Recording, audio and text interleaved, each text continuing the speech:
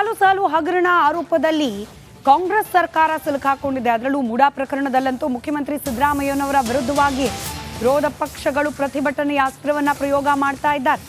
ಇದರ ನಡುವೆ ಕೋಟಾ ಶ್ರೀನಿವಾಸ್ ಪೂಜಾರಿ ಮುಖ್ಯಮಂತ್ರಿಗಳ ವಿರುದ್ಧ ಪ್ರತಿಭಟನೆಗೆ ಇಳಿದಿದ್ದಾರೆ. ಬಿಜೆಪಿ ಸಂಸದ ಕೋಟಾ ಶ್ರೀನಿವಾಸ್ ಪೂಜಾರಿ ಪ್ರತಿಭಟನೆಯನ್ನ ಮಾಡ್ತಿದ್ದಾರೆ. ಸಿದ್ದರಾಮಯ್ಯ ಹೇಳಿಕೆಯನ್ನ ವಿರೋಧಿಸಿ ಸಂಸದರು ಪ್ರತಿಭಟನೆಯನ್ನ ಮಾಡ್ತಿರೋದು. ನನ್ನ ಮೇಲಿನ ಆರೋಪ ಸತ್ಯಕ್ಕೆ ದೂರವಾದದು. ಸಿಎಂ ಕೂಡಲೇ ತಮ್ಮ ಆರೋಪವನ್ನ ವಾಪಸ್ ಪಡಿಬೇಕು, ಇಲ್ಲವಾದ್ರೆ ಸಿಬಿಐ ತನಿಖೆಗೆ ಶಿಫಾರಸು ಮಾಡಿ ಅಂತ ಹೇಳಿ ಪ್ರತಿಭಟನೆಗೆ ಇಳಿದಿದ್ದಾರೆ ಕೋಟಾ ಶ್ರೀನಿವಾಸ್ ಪೂಜಾರಿ. ಕೋಟಾ ಶ್ರೀನಿವಾಸ್ ಪೂಜಾರಿ ಅವರ ವಿರುದ್ಧವೇ ಭ್ರಷ್ಟಾಚಾರದ ಆರೋಪವನ್ನ ಮಾಡಿ ಮಾತನಾಡಿದರು ಮುಖ್ಯಮಂತ್ರಿ ಸಿದ್ದರಾಮಯ್ಯನವರು. ತಕ್ಷಣಕ್ಕೆ ಹೇಳಿಕೆ ವಾಪಸ್ ಪಡೀರಿ, ಇಲ್ಲಾಂದ್ರೆ ಸಿಬಿಐ ತನಿಖೆಗೆ ಒಪ್ಪಿಸಿ ಅಂತ ಹೇಳಿ ಆಗ್ರಹಿಸಿ ಪ್ರತಿಭಟನೆಗೆ ಇಳಿದಿದ್ದಾರೆ ಬಿಜೆಪಿಯ ನೂತನ ಸಂಸದ ಕೋಟಾ ಶ್ರೀನಿವಾಸ್ ಪೂಜಾರಿ. ವಿಧಾನ ಪರಿಷತ್ತಲ್ಲಿ ಇದ್ದರೆ, ಈಗ ಸಂಸದರಾಗಿದ್ದೀರಿ, ಮತ್ತೆ ಇಲ್ಲಿ ಗಾಂಧಿ ಪ್ರತಿಮೆ ಬಳಿ ಬಂದು ಕೂತಿದ್ದೀರಿ, ಯಾಕೆ ಸರ್ ಪ್ರತಿಭಟನೆ? ನಾನು ಈಗಾಗಲೇ ಗೌರವಾನ್ವಿತ ಮುಖ್ಯಮಂತ್ರಿಗಳಾದ ಸಿದ್ದರಾಮಯ್ಯನವರಿಗೆ ಕಳೆದ ವಾರ ಒಂದು ಪತ್ರ ಬರೆದಿದ್ದೆ. ಸದನದ ಒಳಗೆ ಮತ್ತು ಹೊರಗೆ ನಾನು ಸಮಾಜ ಕಲ್ಯಾಣ ಮಂತ್ರಿ ಆಗಿರುವಾಗ ನನ್ನಿಂದ ಭ್ರಷ್ಟಾಚಾರ ಆಗಿದೆ ಅಂತೇಳಿ ನೀವು ಲಿಖಿತವಾಗಿ ಮತ್ತು ಬಾಯ್ದಿರಿಯಾಗಿ ಸದನದ ಒಳಗೆ ಮತ್ತು ಹೊರಗೆ ಹೇಳಿದ್ದೀರಿ. ನಾನು ಸಮಾಜ ಕಲ್ಯಾಣ ಮಂತ್ರಿ ಆಗಿರುವಾಗ ₹1 ಕೂಡ ನನ್ನ ಭ್ರಷ್ಟಾಚಾರವನ್ನು ಮಾಡಿಲ್ಲ ಅನ್ನುವಂಥ ವಿಶ್ವಾಸವನ್ನು ನಾನು ಹೊಂದಿದ್ದೇನೆ. ಆ ಕಾರಣಕ್ಕೆ ನೀವು ಹೇಳಿರುವಂಥ ಹೇಳಿಕೆ ನೀವು ವಾಪಸ್ ಪಡಿಬೇಕು, ಇಲ್ಲದೇ ಇದ್ದರೆ ನಿಮಗೆ ಅನುಮಾನ ಇದ್ದರೆ ನನ್ನ ಪ್ರಕರಣವನ್ನು ಸಿಬಿಐ ತನಿಖೆ ಕೊಡಬೇಕು ಅಂತ ನಾನು ಹೇಳಿದ್ದೆ. ಆ ಹಿನ್ನೆಲೆಯಲ್ಲಿ ಒಂದು ವಾರ ಆಯಿತು, ಅವರು ಏನೂ ಕ್ರಮವನ್ನು ಕೈಗೊಂಡಿಲ್ಲ. ಅದಕ್ಕೋಸ್ಕರ ರಾಜ್ಯ ಜನತೆಗೆ ಮತ್ತೆ ಹೇಳಬೇಕಾದ ಮತ್ತು ಮುಖ್ಯಮಂತ್ರಿಗಳಿಗೆ ನಿಮ್ಮ ಮಾತನ್ನು ವಾಪಸ್ ಪಡೀರಿ ಅಥವಾ ಸಿಬಿಐ ತನಿಖೆ ಕೊಡಿ ಅಂತ ಒತ್ತಾಯ ಮಾಡಬೇಕಾದಂಥ ಅನಿವಾರ್ಯತೆ ಇದೆ. ಆ ಕಾರಣಕ್ಕೆ ಬಾಬಾ ಸಾಹೇಬ್ ಅಂಬೇಡ್ಕರ್ ಅವರ ಫೋಟೋಕ್ಕೆ ಮಾಲಾರ್ಪಣೆ ಮಾಡಿ ಗಾಂಧಿ ಪ್ರತಿಮೆ ಎದುರು ಧರಣಿ ಮಾಡಿ ಮತ್ತೆ ಪುನಃ ಒತ್ತಾಯ ಮಾಡ್ತಾ ಇದ್ದೇನೆ. ಒಂದು, ನಿಮ್ಮ ಮಾತನ್ನು ವಾಪಸ್ ಪಡೀರಿ, ಇಲ್ಲದೇ ಸಿಬಿಐ ತನಿಖೆ ಕೊಡಿ. ಸಿಎಂ ಇದಕ್ಕೆ ಆನ್ಸರ್ ಮಾಡಿದ್ದಾರೆ. ಬಿಜೆಪಿ ಕಾಲದ ಏನು 21 ಹಗರಣಗಳಿತ್ತು ಅದನ್ನೆಲ್ಲ ತನಿಖೆ ಕೊಟ್ಟಿದ್ದೀವಿ ನಾವು, ಇಲಾಖೆ ತನಿಖೆ, CID ತನಿಖೆ ಕೊಟ್ಟಿದ್ದೀವಿ, ಅದರಲ್ಲಿ ಸತ್ಯಾಂಶ ಹೊರಗಡೆ ಬರುತ್ತೆ, ಸಿಬಿಐ ಬೇಡ ಅನ್ನೋದು ಅವ್ರ ವಾದ. ನಾವು ಮೊದಲು CID ಕೊಟ್ಟಿರೋದೇ ನಾನು. ಎರಡೂ ಪ್ರಕರಣದಲ್ಲಿ ಯಾರು ಆರೋಪಿಗಳಿದ್ದಾರೆ ಅವ್ರ ಮೇಲೆ ಕ್ರಮಗೊಳ್ಳಿ ಅಂತೇಳಿ CID ಕೊಟ್ಟಿರೋದೇ ನಾನು. ಇವರು ವಿರೋಧಪಕ್ಷ ನಾಯಕರಾಗಿ ಮಾತಾಡಲಿಲ್ಲ. ಈಗ 1.25 ವರ್ಷ ಇತ್ತು ಮುಖ್ಯಮಂತ್ರಿಗಳಾಗಿ, ಯಾವಾಗಲೂ ಮಾತಾಡಲಿಲ್ಲ. ಇವತ್ತು ವಾಲ್ಮೀಕಿ ಮತ್ತು ಮೂಡಾ ಹಗರಣ ಬಂದ ನಂತರ ಇವರು ಮಾತಾಡ್ತಾ ಇದ್ದಾರೆ ಅಂದರೆ ಅದರಿಂದ ಒಂದು ರಾಜಕೀಯ ಪ್ರೇರಿತವಾದ ಧ್ವನಿ ಇದೆ ಅಂತ ನನಗನ್ನಿಸಿದೆ. ಆ ಕಾರಣಕ್ಕೆ ಸತ್ಯಕ್ಕೆ ಅಪಚಾರ ಮಾಡಬೇಡಿ ಅನ್ನೋದು ಆಗ್ರಹಪಡಿಸೋದು ನನ್ನ ಗುರಿ.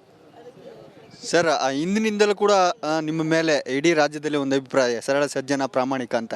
ಹೀಗಾಗಿನೇ ಈ ಹೇಳಿಕೆ ನಿಮ್ಮ ಇಮೇಜ್ಗೆ ಡ್ಯಾಮೇಜ್ ಆಗುತ್ತೆ, ಆ ಹಿನ್ನೆಲೆಯಲ್ಲಿ ಪ್ರತಿಭಟನೆ ಮಾಡ್ತಾ ಇದ್ದೀರಿ. ಜನತಂತ್ರ ವ್ಯವಸ್ಥೆಯಲ್ಲಿ ಯಾರಾದರೂ ಆರೋಪಗಳನ್ನು ಮಾಡಿದಾಗ ನಿರಾಕರಿಸುವುದು ಮತ್ತು ತನಿಖೆಗೆ ಒತ್ತಾಯಿಸುವುದು ಒಂದು ಸಂಪ್ರದಾಯ.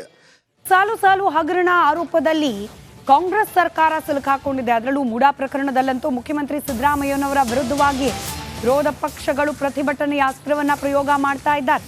ಇದರ ನಡುವೆ ಕೋಟಾ ಶ್ರೀನಿವಾಸ್ ಪೂಜಾರಿ ಮುಖ್ಯಮಂತ್ರಿಗಳ ವಿರುದ್ಧ ಪ್ರತಿಭಟನೆಗೆ ಇಳಿದಿದ್ದಾರೆ. ಬಿಜೆಪಿ ಸಂಸದ ಕೋಟಾ ಶ್ರೀನಿವಾಸ್ ಪೂಜಾರಿ ಪ್ರತಿಭಟನೆಯನ್ನ ಮಾಡ್ತಿದ್ದಾರೆ. ಸಿದ್ದರಾಮಯ್ಯ ಹೇಳಿಕೆಯನ್ನ ವಿರೋಧಿಸಿ ಸಂಸದರು ಪ್ರತಿಭಟನೆಯನ್ನ ಮಾಡ್ತಿರೋದು. ನನ್ನ ಮೇಲಿನ ಆರೋಪ ಸತ್ಯಕ್ಕೆ ದೂರವಾದದು. ಸಿಎಂ ಕೂಡಲೇ ತಮ್ಮ ಆರೋಪವನ್ನ ವಾಪಸ್ ಪಡಿಬೇಕು, ಇಲ್ಲವಾದ್ರೆ ಸಿಬಿಐ ತನಿಖೆಗೆ ಶಿಫಾರಸು ಮಾಡಿ ಅಂತ ಹೇಳಿ ಪ್ರತಿಭಟನೆಗೆ ಇಳಿದಿದ್ದಾರೆ ಕೋಟಾ ಶ್ರೀನಿವಾಸ್ ಪೂಜಾರಿ. ಕೋಟಾ ಶ್ರೀನಿವಾಸ್ ಪೂಜಾರಿ ಅವರ ವಿರುದ್ಧವೇ ಭ್ರಷ್ಟಾಚಾರದ ಆರೋಪವನ್ನ ಮಾಡಿ ಮಾತನಾಡಿದರು ಮುಖ್ಯಮಂತ್ರಿ ಸಿದ್ದರಾಮಯ್ಯನವರು. ತಕ್ಷಣಕ್ಕೆ ಹೇಳಿಕೆ ವಾಪಸ್ ಪಡೀರಿ, ಇಲ್ಲಾಂದ್ರೆ ಸಿಬಿಐ ತನಿಖೆಗೆ ಒಪ್ಪಿಸಿ ಅಂತ ಹೇಳಿ ಆಗ್ರಹಿಸಿ ಪ್ರತಿಭಟನೆಗೆ ಇಳಿದಿದ್ದಾರೆ ಬಿಜೆಪಿಯ ನೂತನ ಸಂಸದ ಕೋಟಾ ಶ್ರೀನಿವಾಸ್ ಪೂಜಾರಿ.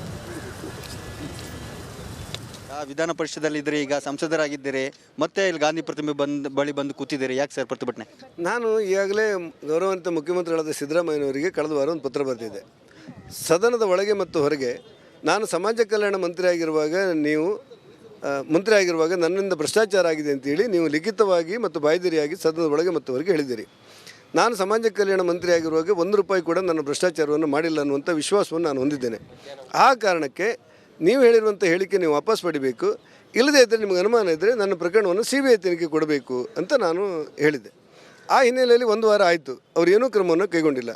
ಅದಕ್ಕೋಸ್ಕರ ರಾಜ್ಯ ಜನತೆಗೆ ಮತ್ತೆ ಹೇಳಬೇಕಾದ ಮತ್ತು ಮುಖ್ಯಮಂತ್ರಿಗಳಿಗೆ ನಿಮ್ಮ ಮಾತನ್ನು ವಾಪಸ್ ಪಡೀರಿ ಅಥವಾ ಸಿಬಿಐ ತನಿಖೆ ಕೊಡಿ ಅಂತ ಒತ್ತಾಯ ಮಾಡಬೇಕಾದಂಥ ಅನಿವಾರ್ಯತೆ ಇದೆ. ಆ ಕಾರಣಕ್ಕೆ ಬಾಬಾ ಸಾಹೇಬ್ ಅಂಬೇಡ್ಕರ್ ಅವರ ಫೋಟೋಕ್ಕೆ ಮಾಲಾರ್ಪಣೆ ಮಾಡಿ ಗಾಂಧಿ ಪ್ರತಿಮೆ ಎದುರು ಧರಣಿ ಮಾಡಿ ಮತ್ತೆ ಪುನಃ ಒತ್ತಾಯ ಮಾಡ್ತಾ ಇದ್ದೇನೆ. ಒಂದು, ನಿಮ್ಮ ಮಾತನ್ನು ವಾಪಸ್ ಪಡೀರಿ, ಇಲ್ಲದೇ ಸಿಬಿಐ ತನಿಖೆ ಕೊಡಿ. ಸಿ ಎಂ ಇದಕ್ಕೆ ಆನ್ಸರ್ ಮಾಡಿದ್ದಾರೆ. BJP ಕಾಲದ ಏನು 21 ಹಗರಣಗಳಿತ್ತು ಅದನ್ನೆಲ್ಲ ತನಿಖೆ ಕೊಟ್ಟಿದ್ದೀವಿ ನಾವು, ಇಲಾಖೆ ತನಿಖೆ, CID ತನಿಖೆ ಕೊಟ್ಟಿದ್ದೀವಿ, ಅದರಲ್ಲಿ ಸತ್ಯಾಂಶ ಹೊರಗಡೆ ಬರುತ್ತೆ, CBI ಬೇಡ ಅನ್ನೋದು ಅವ್ರ ವಾದ. ನಾವು ಮೊದಲು CID ಕೊಟ್ಟಿರೋದೇ ನಾನು. ಎರಡೂ ಪ್ರಕರಣದಲ್ಲಿ ಯಾರು ಆರೋಪಿಗಳಿದ್ದಾರೆ ಅವ್ರ ಮೇಲೆ ಕ್ರಮಗೊಳ್ಳಿ ಅಂತೇಳಿ CID ಕೊಟ್ಟಿರೋದೇ ನಾನು. ಇವರು ವಿರೋಧಪಕ್ಷ ನಾಯಕರಾಗ ಮಾತಾಡಲಿಲ್ಲ. ಈಗ 1.25 ವರ್ಷ ಇತ್ತು ಮುಖ್ಯಮಂತ್ರಿಗಳಾಗಿ, ಯಾವಾಗಲೂ ಮಾತಾಡಿಲ್ಲ. ಇವತ್ತು ವಾಲ್ಮೀಕಿ ಮತ್ತು ಮೂಢ ಹಗರಣ ಬಂದ ನಂತರ ಇವರು ಮಾತಾಡ್ತಾ ಇದ್ದಾರೆ ಅಂದರೆ ಅದರ ಹಿಂದೊಂದು ರಾಜಕೀಯ ಪ್ರೇರಿತವಾದ ಧ್ವನಿ ಇದೆ ಅಂತ ನನಗನ್ನಿಸಿದೆ. ಆ ಕಾರಣಕ್ಕೆ ಸತ್ಯಕ್ಕೆ ಅಪಚಾರ ಮಾಡಬೇಡಿ ಅನ್ನೋದು ಆಗ್ರಹಪಡಿಸೋದು ನನ್ನ ಗುರಿ. ಸರ್, ಹಿಂದಿನಿಂದಲೂ ಕೂಡ ನಿಮ್ಮ ಮೇಲೆ ಇಡೀ ರಾಜ್ಯದಲ್ಲಿ ಒಂದು ಅಭಿಪ್ರಾಯ ಸರಳ ಸಜ್ಜನ ಪ್ರಾಮಾಣಿಕ ಅಂತ.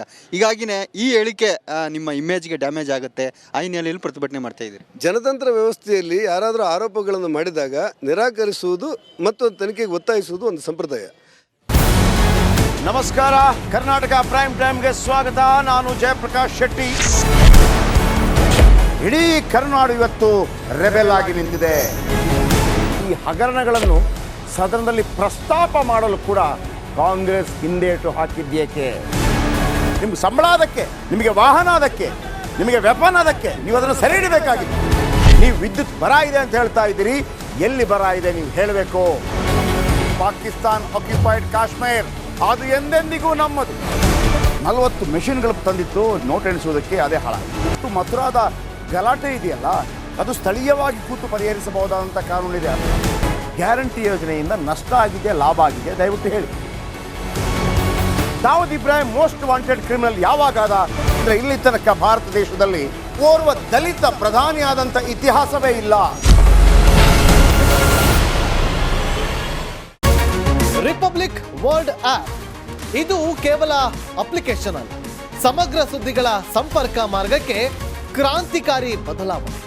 ರಿಪಬ್ಲಿಕ್ ವರ್ಲ್ಡ್ ಆಪ್ ಕೇವಲ ಸುದ್ದಿ ಅಪ್ಲಿಕೇಶನ್ ಅನ್ನ ಪರಿಚಯ ಮಾಡ್ತಾ ಇಲ್ಲ, ಬದಲಾಗಿ ಡಿಜಿಟಲ್ ಸುದ್ದಿ ಬಳಕೆಯ ಹೊಸ ಯುಗಕ್ಕೆ ನಾಂದಿ ಹಾಡ್ತಾ ಇದೆ. ಇದೊಂದು ಬ್ರೇಕಿಂಗ್ ನ್ಯೂಸ್, ಪ್ರಭಾವಶಾಲಿ ಕಾರ್ಯಕ್ರಮಗಳಿಗೆ ಗಟ್ಟಿಯಾದ ವೇದಿಕೆ. ರಿಪಬ್ಲಿಕ್ ವರ್ಲ್ಡ್ ಅಪ್ಲಿಕೇಶನ್ ಈಗ ಲೈವ್ ಆಗಿದೆ. ಗೂಗಲ್ ಪ್ಲೇ ಸ್ಟೋರ್ ಮತ್ತು ಆಪಲ್ ಆಪ್ ಸ್ಟೋರ್ ಎರಡರಲ್ಲೂ ಲಭ್ಯವಿದೆ. ಈಗಲೇ ಡೌನ್ಲೋಡ್ ಮಾಡಿ. ನಮಸ್ಕಾರ, ಕರ್ನಾಟಕ ಪ್ರೈಮ್ ಟೈಮ್ಗೆ ಸ್ವಾಗತ. ನಾನು ಜಯಪ್ರಕಾಶ್ ಶೆಟ್ಟಿ. ಇಡೀ ಕರ್ನಾಡು ಇವತ್ತು ರೆಬೆಲ್ ಆಗಿ ನಿಂತಿದೆ. ಈ ಹಗರಣಗಳನ್ನು ಸದನದಲ್ಲಿ ಪ್ರಸ್ತಾಪ ಮಾಡಲು ಕೂಡ ಕಾಂಗ್ರೆಸ್ ಹಿಂದೇಟು ಹಾಕಿದ್ದೇಕೆ? ನಿಮ್ಗೆ ಸಂಬಳ ಅದಕ್ಕೆ, ನಿಮಗೆ ವಾಹನ ಅದಕ್ಕೆ, ನಿಮಗೆ ವೆಪನ್ ಅದಕ್ಕೆ, ನೀವು ಅದನ್ನು ಸೆರೆ ಹಿಡಬೇಕಾಗಿತ್ತು. ನೀವು ವಿದ್ಯುತ್ ಬರ ಇದೆ ಅಂತ ಹೇಳ್ತಾ ಇದ್ದೀರಿ, ಎಲ್ಲಿ ಬರ ಇದೆ ನೀವು ಹೇಳಬೇಕು. ಪಾಕಿಸ್ತಾನ್ ಆಕ್ಯುಪೈಡ್ ಕಾಶ್ಮೀರ್ ಅದು ಎಂದೆಂದಿಗೂ ನಮ್ಮದು. 40 ಮೆಷಿನ್ಗಳು ತಂದಿತ್ತು ನೋಟ್ ಎಣಿಸುವುದಕ್ಕೆ, ಅದೇ ಹಾಳಾಗಿದೆ. ಮಥುರಾದ ಗಲಾಟೆ ಇದೆಯಲ್ಲ, ಅದು ಸ್ಥಳೀಯವಾಗಿ ಕೂತು ಪರಿಹರಿಸಬಹುದಾದಂಥ ಕಾನೂನಿದೆ. ಗ್ಯಾರಂಟಿ ಯೋಜನೆಯಿಂದ ನಷ್ಟ ಆಗಿದೆ, ಲಾಭ ಆಗಿದೆ, ದಯವಿಟ್ಟು ಹೇಳಿ. Dawood Ibrahim most wanted criminal ಯಾವಾಗಾದ ಅಂದರೆ ಇಲ್ಲಿ ತನಕ ಭಾರತ ದೇಶದಲ್ಲಿ ಓರ್ವ ದಲಿತ ಪ್ರಧಾನಿಯಾದಂಥ ಇತಿಹಾಸವೇ ಇಲ್ಲ. ರಿಪಬ್ಲಿಕ್ ವರ್ಲ್ಡ್ ಆಪ್ ಇದು ಕೇವಲ ಅಪ್ಲಿಕೇಶನ್ ಅಲ್ಲ, ಸಮಗ್ರ ಸುದ್ದಿಗಳ ಸಂಪರ್ಕ ಮಾರ್ಗಕ್ಕೆ ಕ್ರಾಂತಿಕಾರಿ ಬದಲಾವಣೆ. ರಿಪಬ್ಲಿಕ್ ವರ್ಲ್ಡ್ ಆಪ್ ಕೇವಲ ಸುದ್ದಿ ಅಪ್ಲಿಕೇಶನ್ ಅನ್ನ ಪರಿಚಯ ಮಾಡ್ತಾ ಇಲ್ಲ, ಬದಲಾಗಿ ಡಿಜಿಟಲ್ ಸುದ್ದಿ ಬಳಕೆಯ ಹೊಸ ಯುಗಕ್ಕೆ ನಾಂದಿ ಹಾಡ್ತಾ ಇದೆ. ಇದೊಂದು ಬ್ರೇಕಿಂಗ್ ನ್ಯೂಸ್, ಪ್ರಭಾವಶಾಲಿ ಕಾರ್ಯಕ್ರಮಗಳಿಗೆ ಗಟ್ಟಿಯಾದ ವೇದಿಕೆ. ರಿಪಬ್ಲಿಕ್ ವರ್ಲ್ಡ್ ಅಪ್ಲಿಕೇಶನ್ ಈಗ ಲೈವ್ ಆಗಿದೆ. ಗೂಗಲ್ ಪ್ಲೇ ಸ್ಟೋರ್ ಮತ್ತು ಆಪಲ್ ಆಪ್ ಸ್ಟೋರ್ ಎರಡರಲ್ಲೂ ಲಭ್ಯವಿದೆ. ಈಗಲೇ ಡೌನ್ಲೋಡ್ ಮಾಡಿ.